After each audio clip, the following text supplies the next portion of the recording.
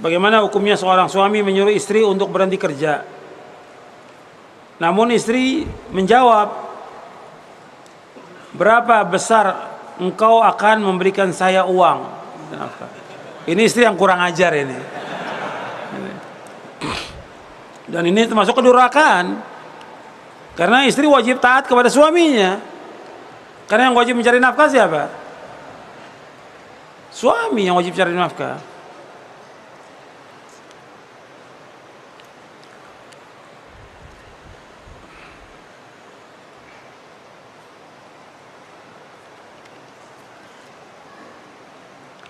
Ada berapa imam yang tidak menikah? Kenapa mereka tidak menikah? Ditanya kepada imam-imam itu, kok tanya kepada saya? Kita ukuran kita, perhatikan ini, kepada semuanya yang hadir. Ukuran kita bukan imam, bukan syekh, bukan ustadz, tapi contoh teladan kita siapa? Contoh teladan kita siapa? Rasulullah SAW. Kita bukan ikut imam, ikut Nabi, ikut Rasulullah SAW. Jika ada imam yang tidak menikah, jadi contoh apa tidak? Enggak jadi contoh. Yang kita ikut Rasulullah SAW. Karena Allah memerintahkan orang untuk menikah. Fankihu ma taba lakum minan nisa. Nikahilah wanita yang baik.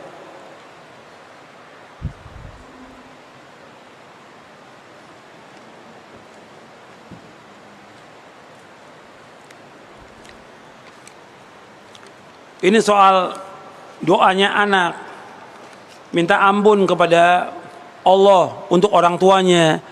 Tentunya orang tua yang bagaimana? Orang tua muslim. Kalau orang tua kafir boleh nggak?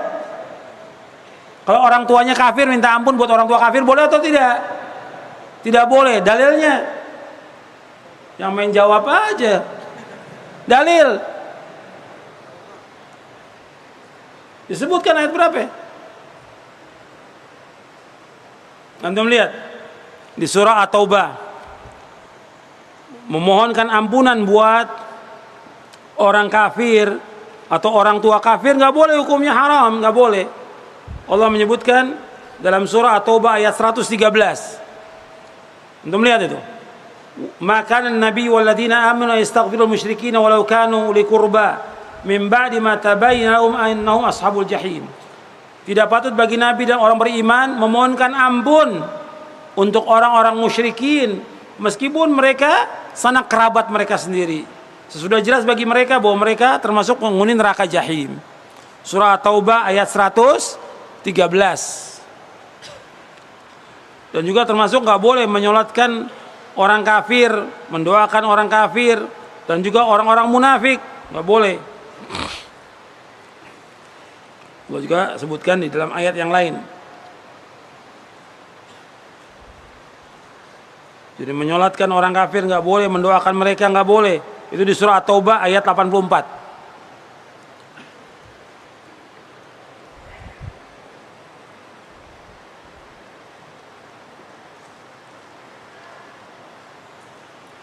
Apakah benar ada hadis yang menyebutkan bahwa perempuan yang minta cerai dari suaminya nggak akan mencium aroma sorga? Betul. Itu hadisnya ada di halaman 217.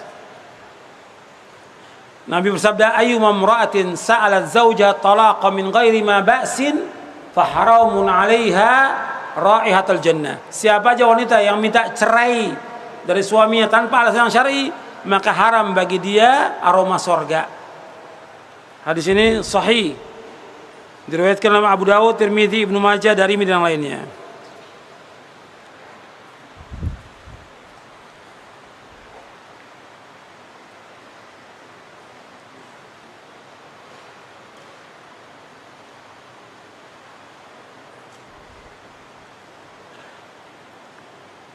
Bagaimana seorang anak yang lahir dari perzinaan? Seorang anak yang lahir dari perzinahan, Nabi menyebutkan bahwa itu adalah jelek. Tapi anak ini, dia tidak salah. Kalau dia sekarang berbuat kebaikan, dia melakukan amal taat, diterima oleh Allah Ta'ala. Soal itu berkaitan dengan nasabnya aja. Artinya nasabnya nggak bisa dinisbatkan kepada ayah yang menzinai, tidak bisa. Meskipun setelah itu ayahnya menikahi ibunya, tetap aja nisbatnya kepada ibunya. Tapi si anak dengan dia berbuat kebaikan, ya dia menjadi anak yang soleh, nggak berpengaruh soal perzinahan yang terjadi dari bapaknya dengan ibunya. Itu perbuatan mereka berdua yang berdosa. Adapun si anak tetap dia harus berusaha bagaimana menjadi anak yang soleh.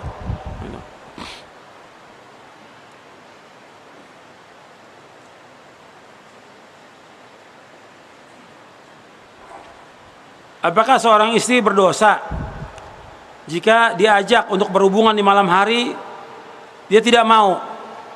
Alasannya airnya dingin. La haula wala quwwata illa billah. Ini dosa besar.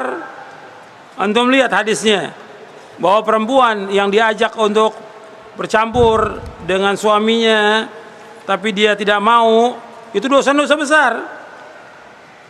Lihat di halaman 203. Ini perhatikan nih, kepada wanita-wanita, perhatikan halaman 203. Nabi bersabda SAW, "Idza da'a ar-rajulu imra'atahu ila firashihi fa'abat an taji'a fabata ghadbana 'alaiha la'anatha al-malaikah hatta tusbiha." Apabila seorang suami mengajak istrinya ke tempat tidur untuk jima, bersetubuh, dan istri menolaknya sehingga membuat suaminya marah, maka istri ini akan dilaknat oleh malaikat sampai subuh, dilaknatnya. Ini hadis sahih riwayat Bukhari, Muslim, Ahmad dan yang lainnya. Sampai riwayat yang lain hatta tarji'a, sampai dia kembali kepada suaminya, mau dia bersetubuh. Dan riwayat disebutkan hatta yardu anha, sampai suaminya redo. Kalau suaminya nggak redo sampai pagi terus dilaknat, sampai besoknya lagi, terus seperti itu. Dosa besar ini, dosa besar.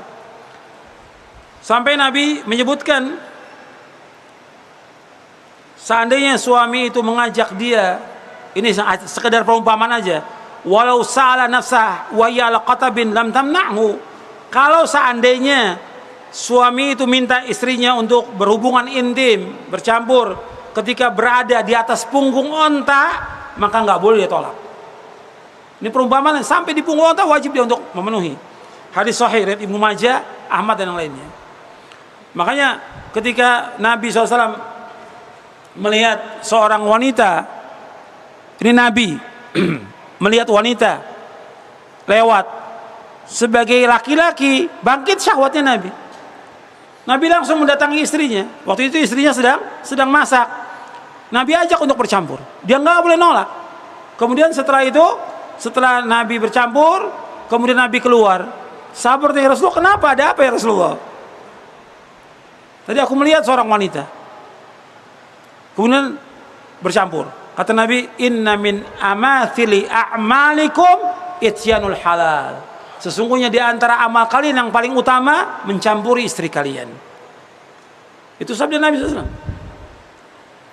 Makanya si istri nggak boleh menolak.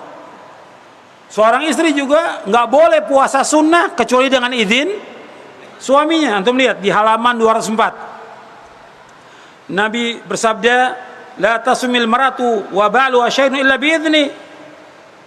Dan tidak boleh seorang puasa sunnah, seorang wanita puasa sunnah kecuali suaminya ada di situ, kecuali dengan izinnya. Jadi kalau suaminya ada di rumah itu, dia nggak boleh puasa kecuali dengan izin. Kecuali kalau suaminya safar keluar kota atau luar negeri, boleh dipuasa tanpa izin suaminya. Tapi kalau ada nggak boleh. Wala ta'dan fi baiti wa huwa syahid illa bi'izni. Dan enggak boleh dia mengizinkan seseorang masuk ke rumahnya kecuali dengan izinnya. Siapa aja enggak boleh diizinkan. Hatta saudaranya dia. Saudaranya, saudara kandung si perempuan, enggak boleh diizinkan kecuali dengan izin suaminya untuk masuk ke rumahnya. Wa ma anfaqat min kasbi min ghairi amri fa inna nisfa ajri lahu. Apabila ia menginfakkan harta dari usaha suaminya tanpa perintahnya, maka separuh ganjarannya adalah untuk suaminya. Di sini ada terkandung faedah hadis ini sahih riwayat Bukhari dan Muslim. Dilarang puasa sunat kecuali dengan izin suami. Yang kedua, tidak boleh mengizinkan orang lain masuk ke rumah suami tanpa izinnya. Dan apabila seorang istri sedekah atau infak harus izin suaminya.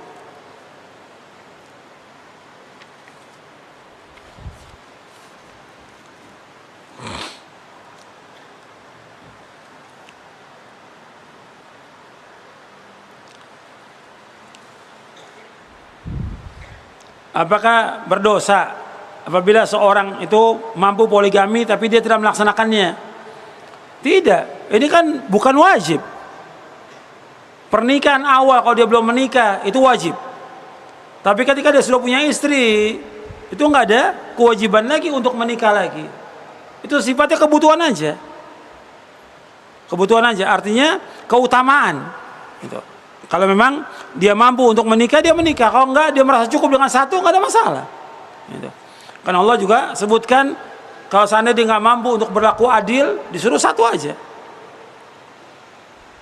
Fankihu ma taba lakum minan nisa'i mathna wa thulatha wa ruba' fa in khiftum alla ta'dilu fawahidatan aw ma malakat aymanukum. Dalam surah An-Nisa ayat 3. Jadi hendaklah kawinlah wanita-wanita itu 2, 3 atau 4. Kalau kalian nggak mampu adil, maka satu aja. Tapi yang harus diingat tentang masalah poligami ini, bahwa ta'adud disyariatkan dalam agama Islam. Syariat yang membenarkan, ayatnya adalah Al-Quran, dan Nabi membenarkan dan Nabi mencontohkan. Jangan ditolak gitu. Kalau dia belum mampu untuk melaksanakan, nggak ada masalah, tapi jangan menolak syariat. Perhatikan, jangan menolak syariat, karena menolak syariat besar dosanya, kufur, bisa kufur gitu.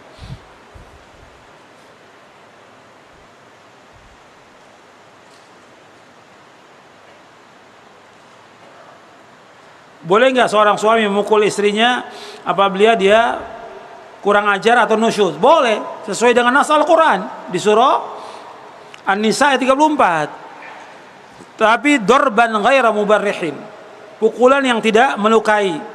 Boleh memukul sesuai dengan nas ayat.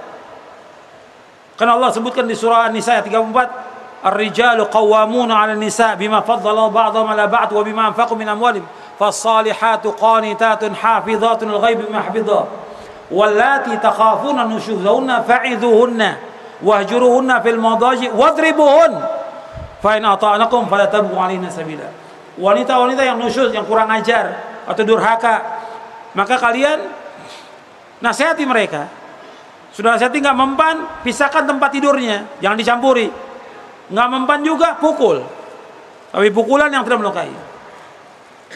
Kalau dia kembali taat, maka jangan kalian mencari jalan untuk menyusahkan mereka. Surah An-Nisa ayat 34.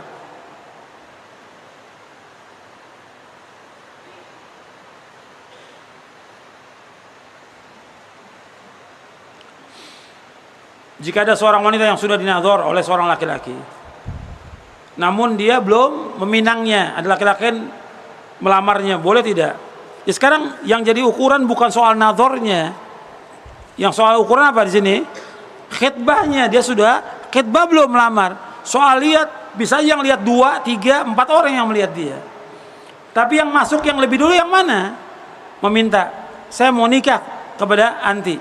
Dia yang pertama kali khitbah, yang lain nggak boleh masuk. Sampai yang laki-laki membatalkan, baru yang lain boleh masuk. Kalau soal nador, dia sudah banyak dilihat juga oleh orang.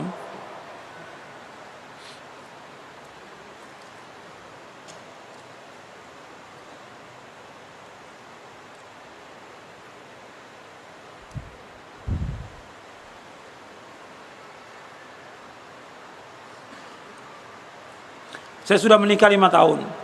Qadarullah kami belum dikaruniai anak keturunan. Terus bagaimana, apa yang harus kami lakukan? Kami sudah berdoa, ya harus bersabar.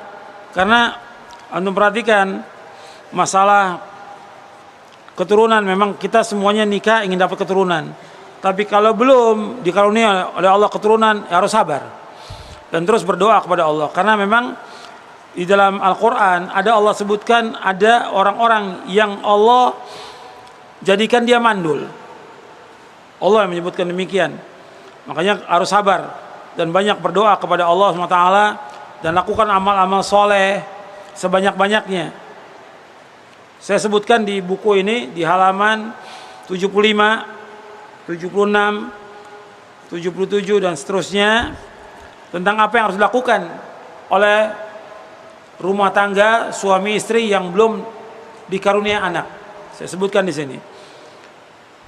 Jangan putus asa. Antum lihat bagaimana Nabi Ibrahim puluhan tahun belum dikaruniakan anak, berdoa kepada Allah, dikaruniakan anak. Nabi Zakaria puluhan tahun, bukan setahun 2 tahun, sampai sudah tua Nabi Zakaria belum punya anak juga. Dan disebutkan dalam Al-Quran bahwa istrinya apa? Mandul. Tapi nggak putus asa berdoa sampai Allah karuniakan seorang anak yang belum pernah ada nama sebelumnya. Siapa namanya? Yahya. Allah abadikan. Anda bisa lihat tentang Nabi Zakaria. Tapi doa terus, jangan berhenti, jangan putus asa. Ikhtiar juga terus, tapi ikhtiar dan terus lakukan amal-amal soleh dan perbanyak istighfar. Perhatikan tuh, yang belum punya anak perbanyak istighfar. Karena istighfar itu punya pengaruh, minta ampun kepada Allah punya pengaruh yang luar biasa.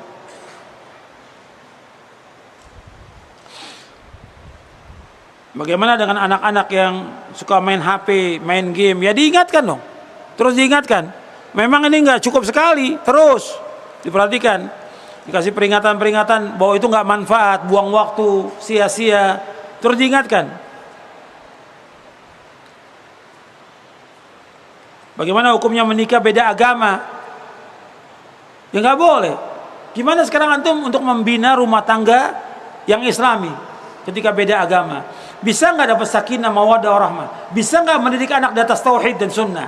Nggak bisa.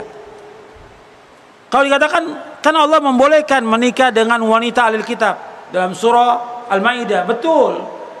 Tapi kewajiban suami bagaimana? Dia sebagai pemimpin, dia wajib nggak mengajak istrinya untuk Islam? Wajib atau tidak? Wajib. Daripada dia bersusah payah untuk mendidik istrinya untuk masuk dalam Islam, lebih cari orang wanita muslimah yang sudah siap, yang soleha. Supaya apa? Kan pendidik itu nggak gampang. Ada orang bilang, saya Ustaz menikah dengan ahlul kitab karena Allah membolehkan. Saya akan ajak dia masuk Islam. Apa sanggup antum? Apa sanggup? Jangan-jangan antum nanti murtad lagi. Karena kenyataan yang ada, ketika kawin dengan wanita ahlul kitab, yang lebih berperan itu lakinya atau wanitanya? Wanitanya. Kan banyak laki-laki yang murtad dengan sebab dia nikah dengan wanita ahlul kitab. Murtad. Kalau sudah begitu, ikut dia. Anaknya ketika lahir, dia mau cerai, sayang. Udah punya anak. Anaknya ikut kepada ibunya.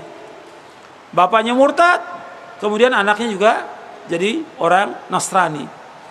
Makanya yang seperti ini sebagian ulama mengatakan itu boleh bagi orang-orang yang mampu untuk mengislamkan istrinya untuk masuk Islam dan mendidik dia dari Islam. Karena kan rumah tangga punya kewajiban. Kan Allah sebutkan tadi di ayat apa? Ya ayyuhalladzina amanu qu anfusakum wa ahlikum nar. Sedangkan orang Kristen, orang kafir, ahlul kitab, kalau dia mati dalam keadaan kafir, tempatnya di mana? Neraka sesuai dengan asal Quran. Innalladzina kafaru min ahlil kitab wal musyrikina fi nari jahannam khalidina fiha ulaika hum syarrul bariyah. Bagaimana coba akalnya dipakai itu? Kok mau nikah dengan wanita ahlul kitab meskipun dia cantik? Nggak manfaat. Sampai Allah juga melarang menikah dengan kaum musyrikin, kafirin, nggak boleh. Wala tankihul musyrikati hatta yu'minna. Jangan kamu nikahi wanita musyrik sampai dia beriman.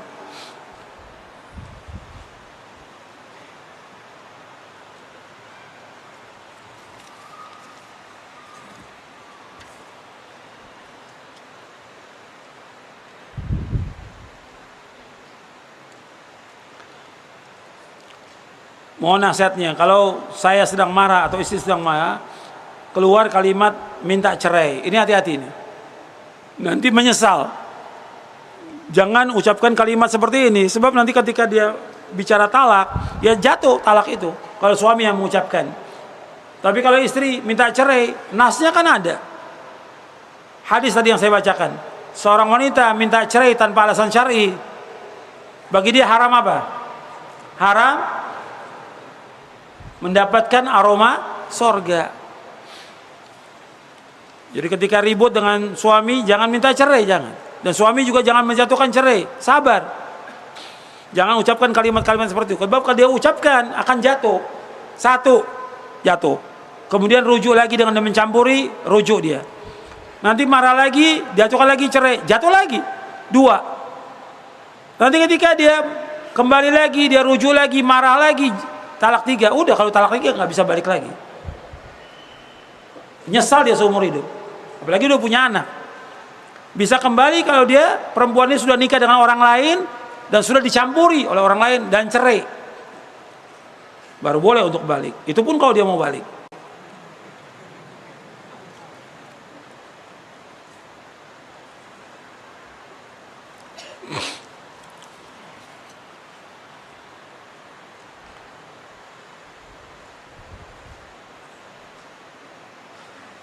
Tadi dikatakan bahwa semua nabi itu menikah. Apakah Nabi Isa juga menikah? Kalau sesuai dengan nas Al-Quran, ya menikah. Cuma sekarang kan belum menikah. Karena apa? Di langit. Dan nanti Nabi Isa akan turun ke muka bumi, akan membunuh Dajjal. Kemudian Nabi Isa juga melaksanakan syariat Nabi Muhammad SAW. Sebagian ulama menyebutkan demikian. Sebagian ulama menyebutkan Nabi Isa akan menikah, menunaikan ibadah haji, kemudian baru meninggal dunia. Wallahu a'lam.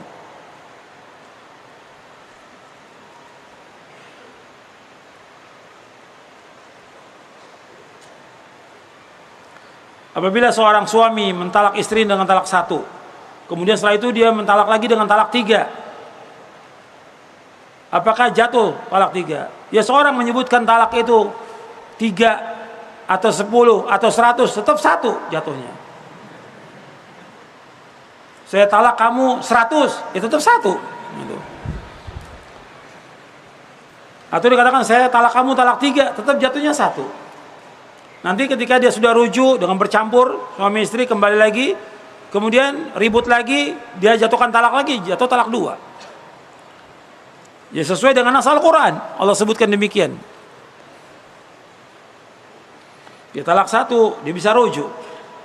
Talak 2 bisa rujuk, tapi talak 3 nggak bisa, sampai si istri ini tadi saya sebutkan menikah lagi dengan orang lain dan dicampuri, dan kemudian ditalak.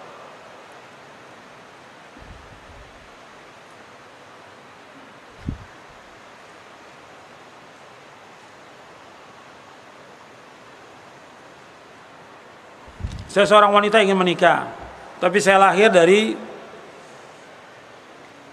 di luar pernikahan.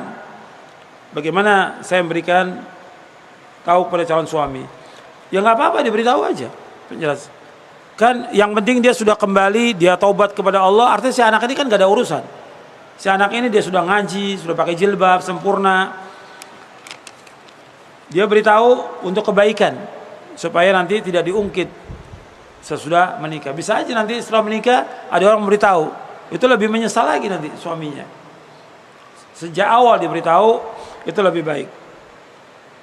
Tentu sudah jelas gak ada pengaruh apa-apa. Kalau dia memang udah soleha, gak ada pengaruh apa-apa dari perbuatan orang tuanya.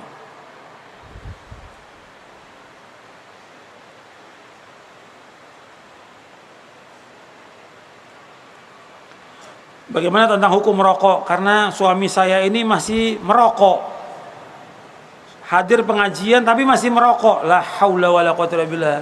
Berarti gak manfaat ilmunya. Kalau antum sudah, seandainya antum gak ngaji aja, itu rokok itu haram, tetap harus tinggalkan. Antum ngaji, gak ngaji, tetap rokok itu haram. Apalagi antum sudah nuntut ilmu, sudah ngaji, harus tinggalkan.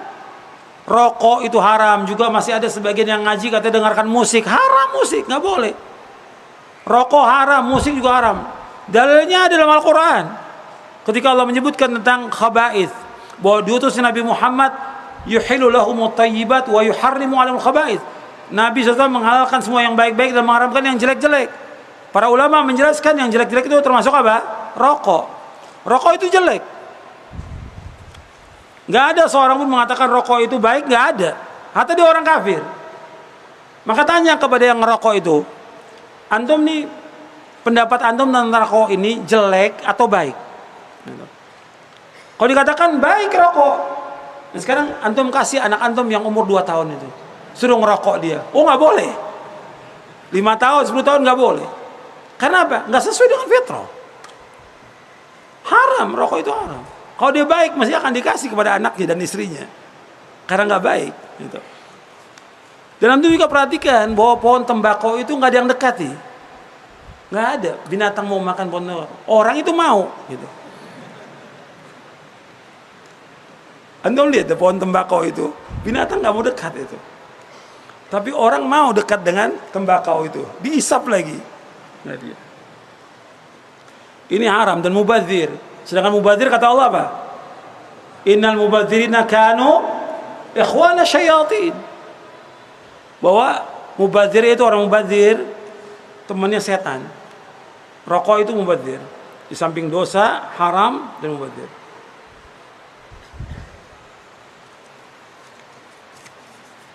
Sudah. Sudah lagi. Yang berkaitan dengan materi. Jangan kesana kemari pertanyaannya. Ini pertanyaan banyak yang berkaitan dengan materi yang paling penting.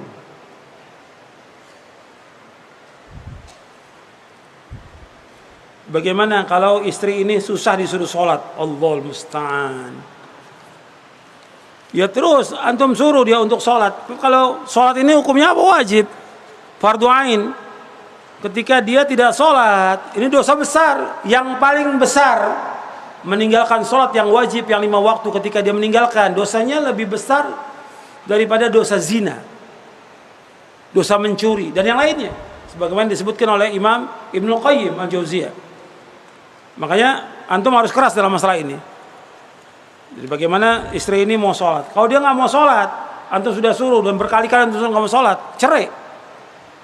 Karena ini pelanggaran syariat. Antum berhak untuk mencerai karena ini nggak baik. Karena sholat ini yang pertama nanti dihisab di hari kiamat. Dan akan ditanya oleh Allah, bagaimana istri nggak sholat?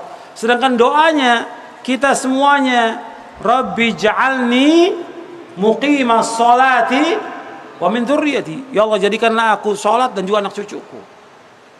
Kalau antum minta kepada Allah agar menjadi orang mendirikan sholat, istri, anak, kenapa antum biarkan istri?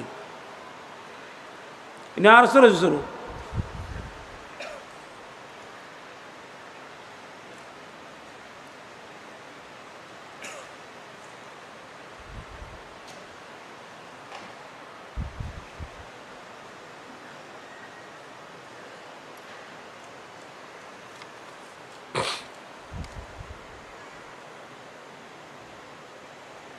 Apakah benar seorang ikhwan yang atau seorang laki-laki ingin poligami itu harus minta izin kepada istri?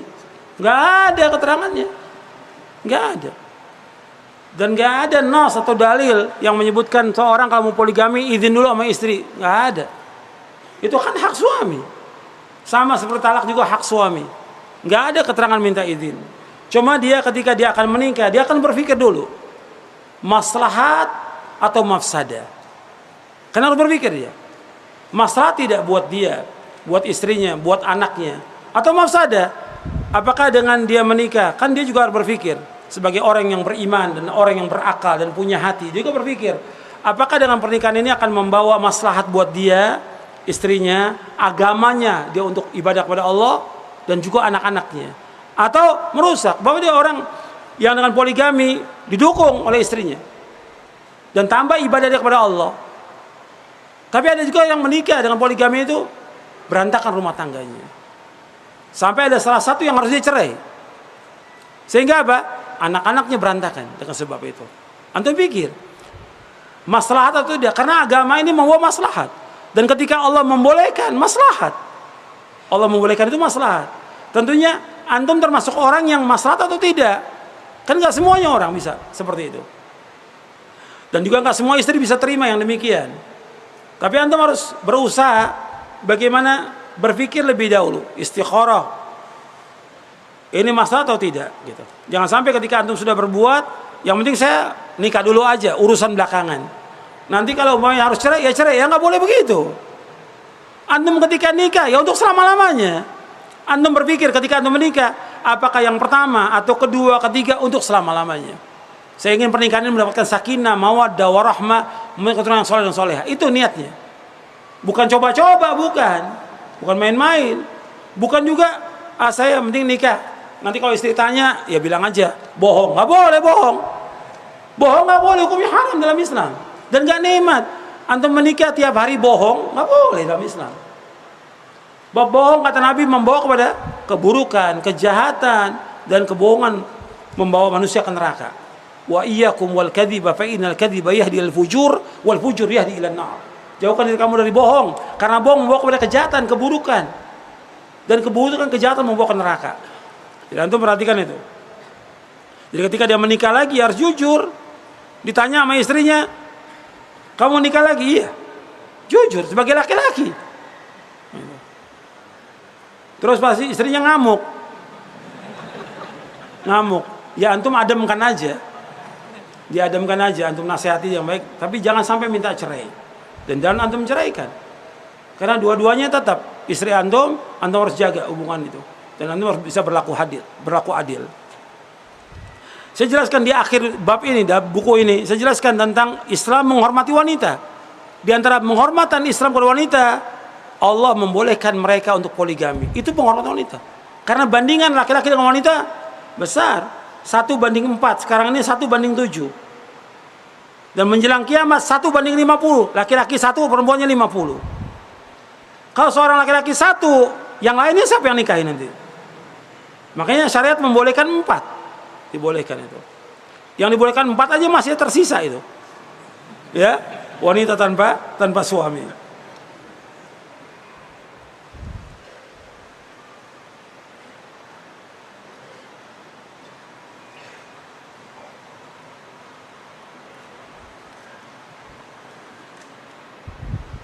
Allah musta'an.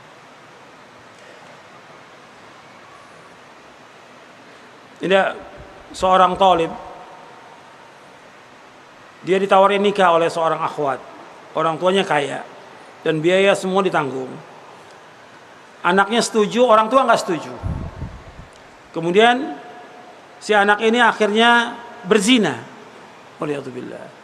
Karena orang tuanya nggak setuju, mestinya tetap aja dia berusaha untuk menikah. Anak itu punya kekuasaan dia untuk dia menikah, dan ini jalan dia karena dia lebih tahu tentang syahwatnya dia. Orang tua mencegah, akhirnya dia jatuh ke zina. Ini dosa besar. Lebih baik dia menikah tadi dengan wanita tadi daripada kemudian dia berzina. Sekarang bagaimana? Ya dia wajib untuk bertaubat kepada Allah dengan taubatan nasuha. Dijelaskan kepada orang tuanya, ini akibat perbuatan orang tua melarang dia untuk menikah.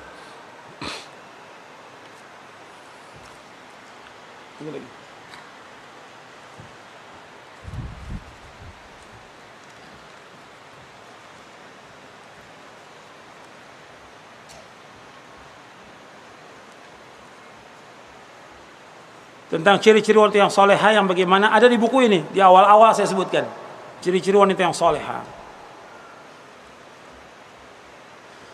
Ukuran seorang itu mampu memberikan nafkah lahir, nafkah batin.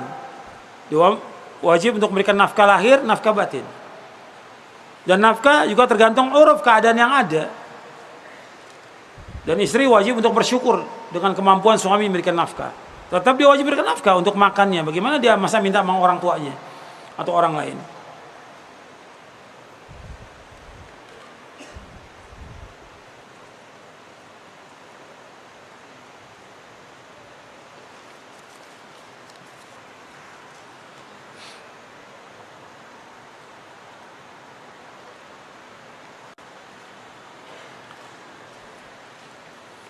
Bagaimana istri sesudah dia menikah, kewajiban dia apakah kepada orang tua atau kepada suami? Ya kepada suami.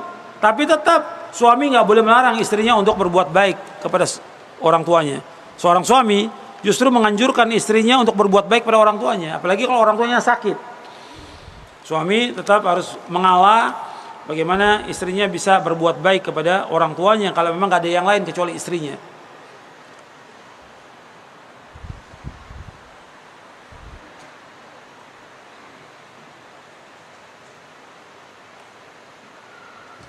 Bagaimana saya ingin menikah dengan seorang akhwat yang orang tuanya non muslim, tapi akhwatnya dia seorang muslimah. Ya kalau dia muslimah yang baik, antum nikahi. Soal masalah orang tua, antum bukan nikah sama orang tuanya kan? untuk menikahi anaknya. Seperti Nabi menikahi siapa? Ummu Habibah. Ummu Habibah anaknya siapa? Abu Sufyan, waktu itu masih kafir. Nabi menikahi juga Sofia dan yang lainnya yang bapaknya masih kafir. Untuk pertanyaan cukup. Yang terakhir saya ingin bawakan sedikit nasihat. Antum catat beberapa nasihat yang penting untuk rumah tangga.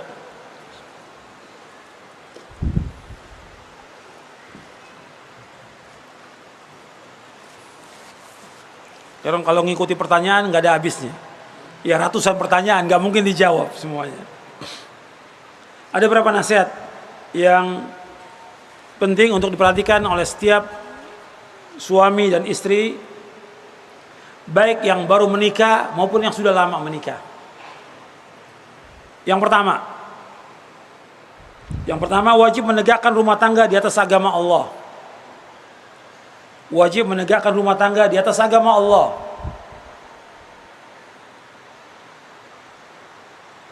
Artinya awalnya dia wajib untuk bertakwa kepada Allah Subhanahu wa taala. Wajib dia untuk bertakwa kepada Allah. Jadi membina rumah tangga di atas agama Allah, di atas Quran, di atas sunnah, menegakkan tauhid, menegakkan sunnah, menjauhkan keluarga dari perbuatan syirik, menjauhkan keluarga dari perbuatan bid'ah.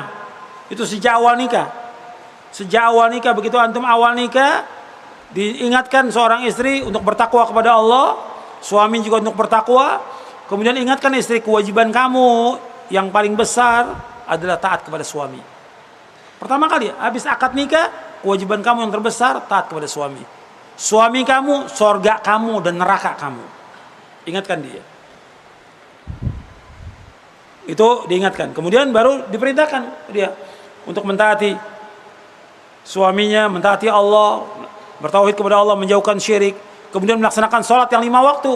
Perhatikan tuh sholatnya. Kemudian diajak dia untuk sholat sunat. Lagi tengah malam, Nabi pernah memberikan, artinya Nabi mendoakan ya, rahimallahu mra'an, Allah menyayangi seorang laki-laki yang bangun tengah malam, kemudian dia sholat, kemudian dia bangunkan istrinya. Rahimallahu mra'atan, Allah menyayangi seorang wanita yang bangun tengah malam, kemudian dibangunkan suaminya. Hadisnya itu ada di buku ini, yaitu disuruh untuk apa? Untuk membangunkan suami, membangunkan istri, disuruh. Kemudian yang kedua, membina dia di atas akhlak yang benar. Artinya kita wajib menegakkan akhlak yang mulia dalam rumah tangga kita. Kita wajib menegakkan akhlak yang mulia dalam rumah tangga kita. Kita wajib menegakkan rumah tangga kita, atau wajib menegakkan akhlak yang mulia dalam rumah tangga kita. Ini penting ini. Sebab banyak istri atau suami yang tidak menegakkan akhlak ini. Akhlak ini penting karena mukmin yang sempurna imannya, yang paling baik akhlaknya. Nabi bersabda sallallahu alaihi wasallam, akmalul mu'mina iman ahsanum khuluqa wa khiyarukum khiyanukum linisaihim. Orang mukmin yang paling sempurna iman, yang paling baik akhlaknya, dan orang yang paling baik dan kalian yang paling baik kepada istri-istrinya. Antum lihat di halaman 180, 181. Jadi wajib kita menegakkan rumah tangga ini di atas akhlak yang mulia. Kita wajib menegakkan akhlak yang mulia dalam rumah tangga kita. Jadi bagaimana? Seperti seorang suami pulang dari kerja, dagang, usaha, ke rumahnya, ya senyum pada istrinya. Masuk rumah salam, senyum pada istrinya, menanyakan yang baik kepada istrinya, si istri menyambut yang baik kepada suaminya, tolong menolong dan yang lainnya. Bapak, ada juga orang yang gak punya akhlak, pulang ke rumahnya dengan temannya, dengan teman sekerjanya dia bisa senyum, ketawa, rahmah. Pulang ke rumahnya, istrinya caci maki, dilaknat, dimarahin. Ada nggak seperti itu? Ada. Nggak boleh. Mestinya bagaimana dia lemah lembut kepada istrinya, dia baik kepada istrinya. Sebab Nabi mengkaitkan antara iman itu dengan akhlak. Akmalul iman ahsanul khuluqa wa khiyarukum nisaihim. Orang yang paling sempurna iman yang paling baik akhlaknya. Orang yang paling baik di antara kalian yang paling baik kepada istri-istrinya. Kata Nabi, khairukum li ahli wa ana khairukum li ahli. Sebaik-baiknya orang yang paling baik kepada keluarganya, aku orang yang paling baik kepada keluargaku. Jadi kalau antum kepada teman, kepada orang lain itu baik, bisa senyum, bisa menawarkan segala macam, kepada istri juga demikian mestinya. Kepada anak juga demikian. Jadi wajib menegakkan akhlak ini penting. Dan kita harus berusaha bagaimana memperbaiki akhlak kita. Karena akhlak ini punya timbangan yang berat di hari kiamat. Makanya para ulama itu belajar akhlak dulu, adab sebelum belajar ilmu. Coba antum pelajari ini. Akhlak ini penting. Bagaimana rumah tangga kita ini baik dengan akhlak kita yang mulia. Istri juga demikian. Kemudian yang ketiga, saling memahami. Saling memahami bahwa kita ini masing-masing punya kekurangan. Saling mengalah, saling memaafkan. Lu perhatikan. Allah menyuruh kita untuk bergaul dengan istri dengan cara yang ma'ruf. Wa'ashiruhunna bil ma'ruf. Fa in karihtumuhunna fa asa an takrahu syai'an wa yaj'al fihi khairan katsira. Bergaul dengan istri dengan cara yang baik. Kalau seandainya ada satu yang kamu enggak suka, Allah jadikan padanya kebaikan yang banyak. Enggak boleh seorang suami menjelekkan istrinya, enggak boleh. Kalau ada satu tabiat atau sifat yang jelek, mesti yang lain ada yang baik. La yafraq mu'minun mu'minatan in kariya min khuluqan radiya min akhar, kata Nabi. Apabila enggak boleh seorang suami menjelekkan istrinya, kalau ada satu tabiat yang jelek, Allah jadikan yang lainnya baik. Itu hadis riwayat Muslim.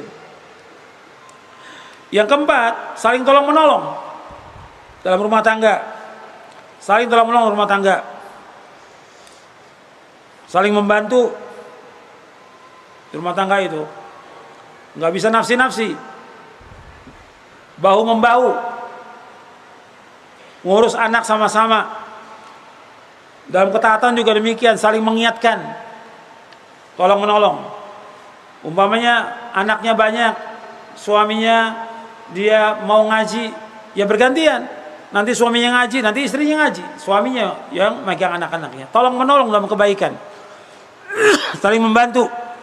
Atau suaminya mau sholat, istri megang anaknya. Sekarang istri mau sholat, suami megang anaknya. Dan ini harus saling bisa memahami. Ta'awun 'alal birri wat taqwa.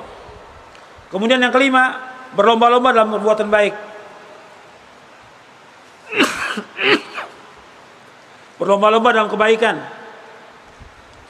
Suami istri harus terus berlomba-lomba dalam kebaikan. Yusari'una fil khairat. Banyak bersedekah, banyak berbuat kebaikan, rajin dalam ibadah kepada Allah. Yang keenam, banyak berzikir, baca Al-Quran dan buku-buku yang bermanfaat. Banyak berzikir. Suami, istri, anak dianjurkan untuk banyak berzikir. Zikir pagi dan sore harus hafal itu. Baca Al-Quran, seorang suami harus lancar baca Quran. Istri juga, anak juga. Paling nggak minimal dalam sehari 1 juz membaca Al-Quran itu. Minimal. Pokoknya di rumah itu harus banyak berzikir kepada Allah. Terutama di rumah kita, jangan tinggalkan baca surah Al-Baqarah. Karena setan lari dari rumah yang dibacakan surah Al-Baqarah. Yang terakhir, banyak berdoa kepada Allah. Jangan tinggalkan berdoa untuk kebaikan kita, istri kita, anak kita, kedua orang tua kita. Terus berdoa, siang malam berdoa. Di antara doanya, Rabbana hablana min azwajina wa dzurriyyatina qurrata a'yun waj'alna muttaqina imama. Rabbi ja'alni muqimas sholati wa min dzurriyyati Rabbana wa taqabbal du'a. Ya, itu saja yang bisa saya sampaikan karena sudah masuk waktu zuhur. Mudah-mudahan yang saya sampaikan bermanfaat untuk saya dan untuk sekalian, dan kurang lebihnya saya mohon maaf. Mudah-mudahan rumah tangga kita bagi yang belum menikah dimudahkan jodohnya oleh Allah, yang soleh dan soleha, yang sudah menikah mudah-mudahan diberikan sakinah, mawaddah, warahmah oleh Allah Taala, diberikan keberkahan rumah tangganya, dan juga diberikan keturunan yang soleh dan soleha.